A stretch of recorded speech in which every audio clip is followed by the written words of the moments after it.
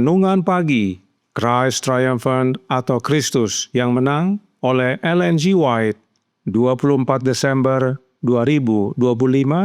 Mari kita berdoa. Bapa kami yang di sorga, Allah pencipta langit dan bumi, laut dan segala isinya, Allah yang maha besar, maha kuasa, sumber segalanya, yang kami sembah selalu melalui anak-Mu yang tunggal, Yesus Kristus. Terpujilah Yesus, anak Allah yang maha tinggi, yang adalah satu-satunya jalan dan kebenaran dan hidup bagi kami. Pada pagi hari ini kami bersyukur boleh bangun dan berbakti, dan sebagaimana membaca dan mendengarkan nasihat firman-Mu, kiranya ini menjadi pembaharuan bagi kami semua, agar menerima Kristus dalam hidup kami oleh kehadiran Roh-Nya, maka kami dapat membedakan kebenaran dari kesalahan. Beserta kami sepanjang perbaktian ini kehendak-Mu yang jadi, ampun kami akan dosa dan salah, karena kami berdoa hanya dalam nama Anak Allah yang tunggal, Yesus Kristus, yang adalah Tuhan dan Juru Selamat kami. Amin. Renungan hari ini akan dibacakan oleh Saudara Ferdinand Wentuk. Kepada Saudara Ferdinand, kami persilahkan. Terima kasih. Shalom, selamat pagi saudaraku dalam Tuhan kita Yesus Kristus.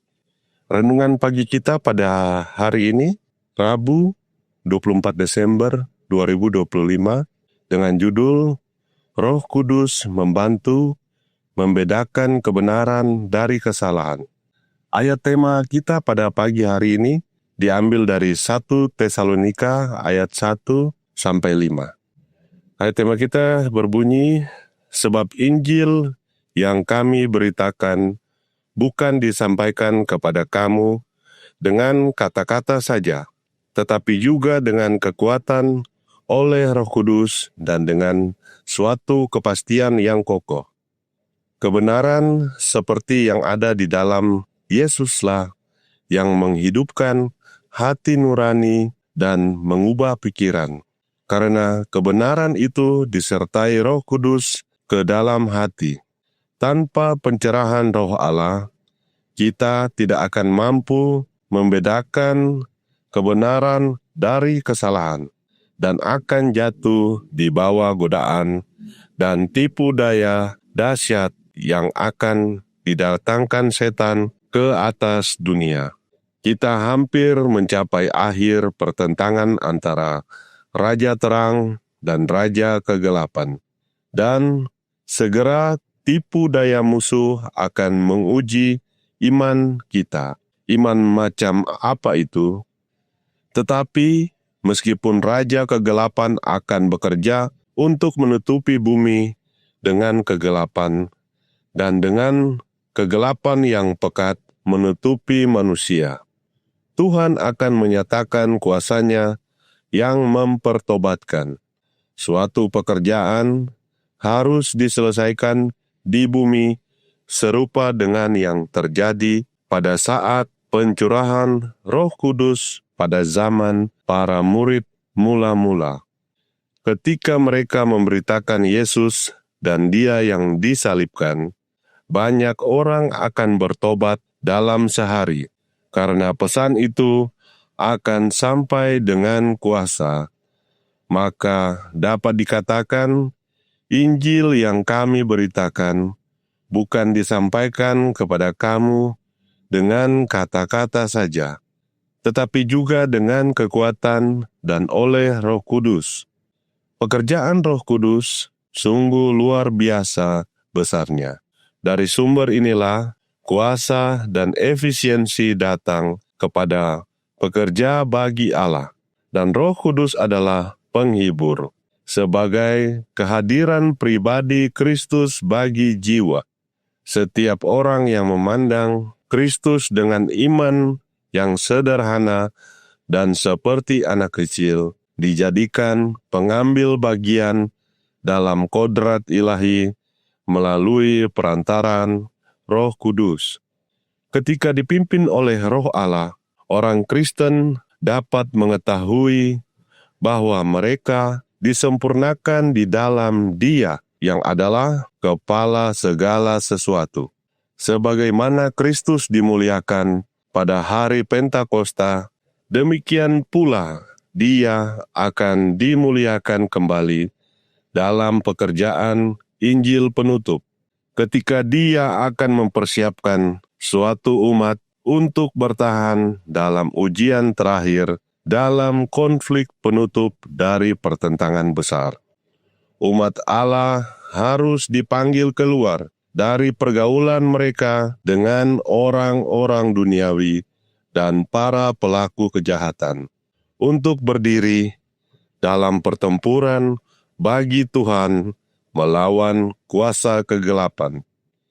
Ketika bumi diterangi dengan kemuliaan Allah, kita akan melihat pekerjaan yang serupa dengan yang dilakukan ketika para murid yang dipenuhi dengan Roh Kudus mewartakan kuasa juru selamat yang telah bangkit. Setelah terang sorga menembus pikiran gelap orang-orang yang telah tertipu oleh musuh-musuh Kristus, representasi palsu tentang Dia ditolak, karena melalui kuasa Roh Kudus, mereka sekarang melihat Dia ditinggikan menjadi Raja dan Juru Selamat untuk memberikan pertobatan kepada Israel dan pengampunan dosa. Manuskrip 143 1901. Demikian renungan pagi kita pada hari ini. Saya bawa dalam nama Tuhan kita Yesus Kristus. Amin. Terima kasih atas penatalenan Saudara Ferdinand. Tuhan Yesus memberkati. Selamat pagi saudaraku dalam Tuhan. Tentang kebenaran, Roh Nubuat berkata dalam The Review and Herald tanggal 18 Februari tahun 1890 paragraf 9. Dia tidak perlu meminjam pemikiran dari siapapun, karena Dia adalah pencetus semua kebenaran. Dia bisa menyajikan gagasan para nabi dan filsuf dan memelihara keasliannya, karena semua kebijaksanaan adalah miliknya. Dia adalah sumber, mata air, seluruh kebenaran. Dia berada di depan segalanya, dan dengan ajarannya, Dia menjadi pemimpin rohani untuk segala zaman. Dia yang dinyatakan dalam kutipan ini adalah Yesus Kristus. Jadi, Yesus adalah sumber, mata air, seluruh kebenaran. Dan tentang hal ini, Alkitab telah menyatakannya. Yohanes 1 ayat 14, firman itu telah menjadi manusia dan diam di antara kita, dan kita telah melihat kemuliaannya, yaitu kemuliaan yang diberikan kepadanya sebagai anak tunggal Bapa, penuh kasih karunia dan kebenaran. Yohanes 1 ayat 17, sebab hukum Taurat diberikan oleh Musa, tetapi kasih karunia dan kebenaran datang oleh Yesus Kristus. Serta Yohanes 14 ayat 6, kata Yesus kepadanya, Akulah jalan dan kebenaran dan hidup. Tidak ada seorang pun yang datang kepada Bapa kalau tidak melalui aku. Itulah sebabnya Yesus berkata dalam Yohanes 18 ayat 37, untuk itulah aku lahir dan untuk itulah aku datang ke dalam dunia ini, supaya aku memberi kesaksian tentang kebenaran, sebab Yesus penuh kebenaran dan kebenaran datang oleh Yesus Kristus. Apakah kebenaran hanya dinyatakan setelah Yesus datang ke dunia ini? Oh tidak. Masih dalam artikel yang sama, dalam paragraf 10 dikatakan, Kristuslah yang berbicara melalui Melkisedek, imam Allah yang maha tinggi. Melkisedek bukanlah Kristus, tetapi ia adalah suara Allah di dunia, wakil Bapa. Dan sepanjang generasi-generasi masa lalu, Kristus telah berbicara. Kristus telah memimpin umatnya dan telah menjadi terang dunia. Artinya, kebenaran yang telah disampaikan dalam perjanjian lama adalah perkataan Yesus melalui para nabi dan Bapa, dan salah satunya melalui Melkisedek. Jadi, sebelum datang ke dunia ini, kebenaran dinyatakan oleh Yesus melalui para nabi dan Bapa. Dan setelah Yesus datang ke dunia ini, Yesus sendiri yang langsung menyatakan kebenaran kepada umat manusia. Lalu, bagaimana setelah Yesus kembali ke sorga? Siapakah yang menyatakan kebenaran kepada umat-umat Allah? Roh Nubuat menjawab, Sang Penghibur disebut Roh Kebenaran. Tugasnya adalah mendefinisikan dan memelihara kebenaran. Ia mula-mula berdiam di dalam hati sebagai roh kebenaran, dan dengan demikian ia menjadi penghibur. Ada penghiburan dan kedamaian dalam kebenaran, tetapi tidak ada kedamaian atau penghiburan sejati yang dapat ditemukan dalam kepalsuan. Inilah sebabnya roh kebenaran disebut penghibur, sebab ada penghiburan di dalam kebenaran. Jika ada yang disebut kebenaran, tetapi tidak membawa penghiburan, malah kebingungan, maka itu bukan dari roh kebenaran, tapi dari roh yang lain. Dan tentang hal ini Roh Kudus menolong kita. Melalui kitab suci, Roh Kudus berbicara kepada pikiran dan menanamkan kebenaran ke dalam hati. Dengan demikian, ia menyingkapkan kesalahan dan mengusirnya dari jiwa. Melalui roh kebenaran yang bekerja melalui firman Allah, Kristus menaklukkan umat pilihannya kepada dirinya. Inilah yang renungan pagi hari ini nyatakan. Roh Kudus, yaitu roh kebenaran, membantu membedakan kebenaran dari kesalahan. Lalu, siapakah roh kebenaran ini atau si penghibur? Suratnya nomor 7 tahun 1861 paragraf 14 menyatakan, "Aku akan minta kepada Bapa," Yesus berkata, "dan ia akan memberikan kepadamu seorang penolong yang lain, supaya ia menyertai kamu selama-lamanya, yaitu roh kebenaran. Dunia tidak dapat menerima dia, sebab dunia tidak melihat dia dan tidak mengenal dia. Tetapi kamu mengenal dia, sebab ia menyertai kamu dan akan diam di dalam kamu." Yohanes 14 ayat 16 dan 17. Ini merujuk pada kemahahadiran Roh Kristus yang disebut penghibur. Jelas bahwa yang disebut dengan penolong yang lain atau penghibur, roh kebenaran, adalah rohnya Kristus. Itu sebabnya Roh Nubuat berkata dalam suratnya nomor 144 tahun 1866 paragraf 9. "Oh, betapa besarnya hak istimewa kita untuk menjadi rekan kerja dengan Yesus Kristus. Dia, yaitu Yesus, datang kepada Anda sebagai roh kebenaran. Pelajarilah pikiran roh." Jadi, roh kebenaran itu adalah Yesus Kristus itu sendiri. Sebab memang kebenaran itu adalah Yesus, maka roh kebenaran adalah rohnya Yesus.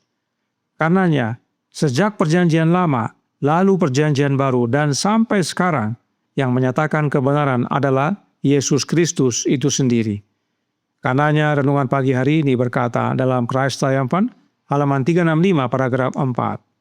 Pekerjaan Roh Kudus sungguh luar biasa besarnya. Dari sumber inilah kuasa dan efisiensi datang kepada pekerja bagi Allah. Dan Roh Kudus adalah penghibur sebagai kehadiran pribadi Kristus bagi jiwa. Sang penghibur itu adalah pribadinya Yesus bagi jiwa kita. Itu bukan pribadi yang lain yang bukan Yesus.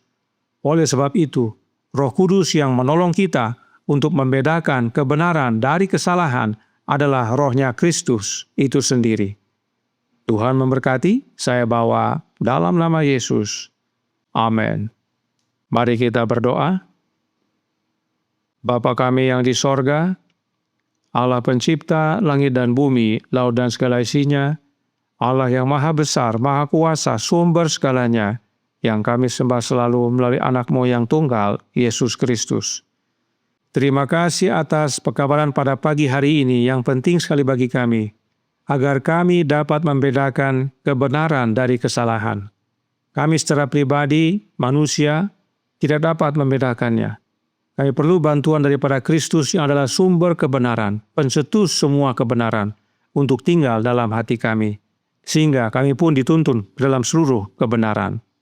Karenanya tolong kami ya Bapa, karuniakanlah roh anak-Mu dalam hidup ini, maka dengan kehadiran rohnya Kristus, kami memiliki tidak hanya kebenaran itu sendiri, tapi boleh juga membedakan antara yang benar dan yang salah, dan meninggalkan yang salah, sehingga kehidupan kami hari demi hari semakin selaras dengan kehendak-Mu. Dan bila mana Yesus datang kedua kali, kami semua layak untuk mewarisi kerajaan sorga. Beserta kami sepanjang hari ini kehendak-Mu yang jadi, ampun kami akan dosa dan salah, karena kami berdoa hanya dalam nama anak Allah yang tunggal, Yesus Kristus, yang adalah Tuhan dan Juru Selamat kami. Amin.